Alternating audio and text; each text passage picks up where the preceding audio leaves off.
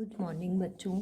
आज के इस लेक्चर में हम संयोजकता बंध सिद्धांत तथा आणविक कक्षक सिद्धांत की तुलना करेंगे। इसमें क्या समानताएं हैं, क्या असमानताएं हैं और एमओटी किस तरह से वीबीटी से ज़्यादा श्रेष्ठ है, ये सब पॉइंट्स हम आज के इस लेक्चर में डिस्कस करेंगे। तो फर्स्ट ऑफ ऑल कि एमओडी और जो वीबीटी है उसमें दोनों ही सिद्धांत आधुनिक है, व्यवहारिक हैं। दोनों ही सिद्धांतों में कुछ कमियां, कहने का मतलब कुछ समानताएं व कुछ अंतर हैं। दोनों में से कोई भी स्वयं में पूर्ण नहीं है और न ही कोई भी पूर्णतः गलत है। दोनों ही सिद्धांतों की तुलना हम निम्न बिंदुओं द्वारा कर सकते हैं। सिमिलैरिटीज, समानताओं की बात करें तो हम वन बाय वन देखते हैं कि दोनों में क्या समानताएं हैं। दोनों ही सिद्धांत सहसंयोजक बंध को समझाने का प्रयास करते हैं। दोनों ही थ्योरी जो है हम कोवलेंट बॉन्ड को बनने के लिए डिस्कस करते हैं। दूसरा, दोनों के अनुसार बंध बनाने की क्रिया में लगभग समान ऊर्जा वाले एवं समान सममिति वाले परमाणुीय कक्षक अतिव्यापन में भाग लेते हैं।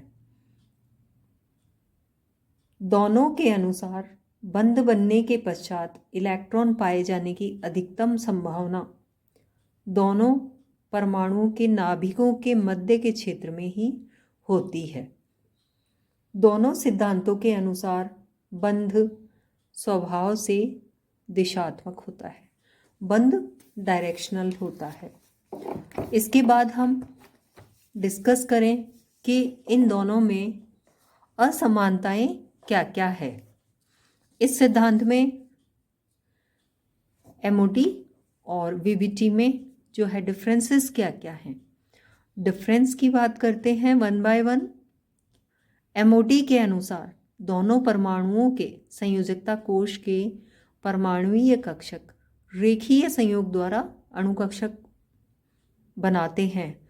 हमने एमओ स्टार्ट किया था तब LCAO थ्योरी पढ़ी थी।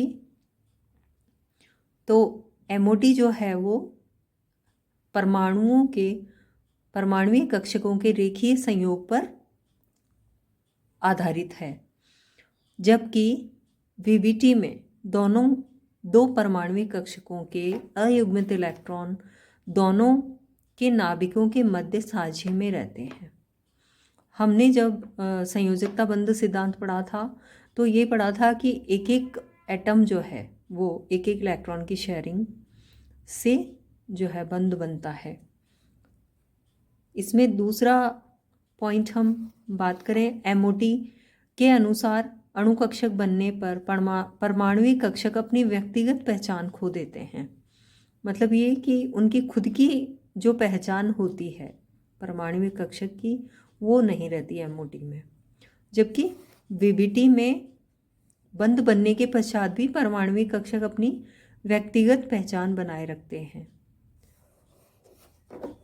देन एमओटी बहुकेंद्रीय पॉलीसेंट्रिक आणविक कक्षकों की परिकल्पना की गई है, जबकि वीबीटी में केवल मोनोसेंट्रिक या एक केंद्रीय परमाणुीय कक्षकों की परिकल्पना इसमें की गई है वीबीटी में।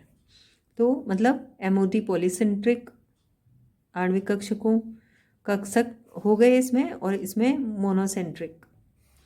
एमओटी की गणनाएं जटिल प्रकृति की होती हैं लेकिन बहुत इम्पॉर्टेंट जानकारियां होती हैं, जबकि वीबीटी समझने की दृष्टि से बहुत आसान है।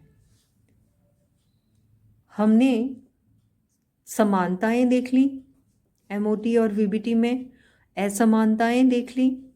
इसके बाद हम ये देखेंगे कि किस तरह से MOT VBT से ज़्यादा श्रेष्ठ है। VBT में MOT में एक से अधिक आणविक कक्षक होते हैं जो कि निश्चित ऊर्जा वाले होते हैं। सभी अणु कक्षक भरे हुए नहीं होते। इलेक्ट्रॉन ऊर्जा एब्जॉर्ब कर लेते हैं और निम्न स्तर से उच्च स्तर पर आते हैं, और इस प्रकार MOT द्वारा स्पेक्ट्रम की व्याख्या संभव है, जबकि VBT में कोई भी ऐसा लेवल डिस्ट्रीब्यूशन नहीं था। इस कारण यहाँ स्पेक्ट्रम की भी व्याख्या नहीं की जा सकती VBT से। तो स्पेक्ट्रम की जो व्याख्या है वो MOT से ही संभव है। VBT, सेकेंड पॉइंट, VBT के अनुसार बंधित नाभिकों के मध्य एक इलेक्ट्रॉन युग्म पूर्ण रूप से लोकलाइज्ड होता है या स्थानीयकृत होता है, जबकि हमने देखा था कि जब VBT हमने पढ़ी थी तब हमने देखा था कि एक एक इलेक्ट्रॉन की शेयरिंग से होता है और जो बॉन्ड होता है वो लोकलाइज्ड होता है दोनों एटम्स के बीच में, जो कि गलत है, क्योंकि इलेक्ट्रॉन पाए जाने की पॉसिबिलिटी जो है अनंत दूरी तक कुछ ना कुछ होती है। MOT इलेक्ट्रॉन के अस्थानीकरण डीलोकलाइजेशन को मानता है, जो कि अधिक व्यवहारिक है। तीसरा पॉइंट, अणुओं की पोलैरिटी इलेक्ट्रॉन डीलोकलाइजेशन को VBT में अनुनाद की सहायता से समझाया जाता है, जबकि MOT में ये स्वतः ही स्पष्ट है। VBT में हमने देखा कि O2 के अनुचुंबकीय प्रकृति को VBT थ्योरी एक्सप्लेन नहीं कर पाती, जबकि MOT इसे स्पष्ट रूप से समझा सकता है। MO थ्योरी से हम इसको एक्सप्लेन कर सकते हैं। जैसे हमने बताया था कि O2 अणु में 2 अनपेयर्ड इलेक्ट्रॉन होते हैं, तो ये पैरामैग्नेटिक होता है या अनुचुंबकीय प्रकृति का होता है। इसके बाद O2 प्लस O2 माइनस के स्थायित्व, बंध लंबाई आदि की व्याख्या MOT से हमने इजीली की थी, लेकिन ये VBT द्वारा संभव नहीं है। हमने O2 plus O2 minus O2 minus 2 इनके सबके बंध क्रम निकाले थे और इनको बंध लंबाई भी ज्ञात की थी, बंध का स्थायित्व देखा था। ये सब MOT के द्वारा ही संभव है। ऐसे ही जैसे ऑड इलेक्ट्रॉन जो युक्त अणु हैं, जैसे हम बात करें H2 प्लस O2 माइनस, तो इनकी व्याख्या जो है MOT से ही संभव है, VBT से संभव नहीं है। ऐसे ही for example NO plus NO minus आदि के स्थायित्व, बंध क्रम, बंध लंबाई की व्याख्या MOT से ही संभव है।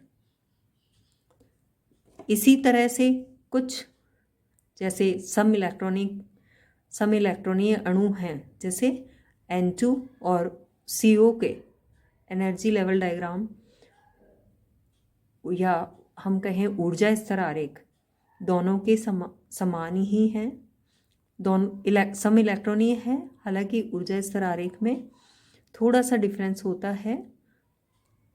बंध क्रम की, CO या N2 के स्थायित्व की हम MOT से ही व्याख्या कर सकते हैं।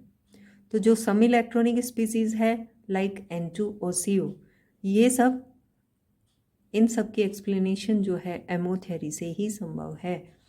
तो हम एक तरह से ये कह सकते हैं कि दोनों थ्योरीज में से कोई सी भी कहें कि पूर्ण रूप से सही नहीं है और पूर्ण रूप से कंप्लीट नहीं है, या दोनों अपने आप में कंप्लीट है।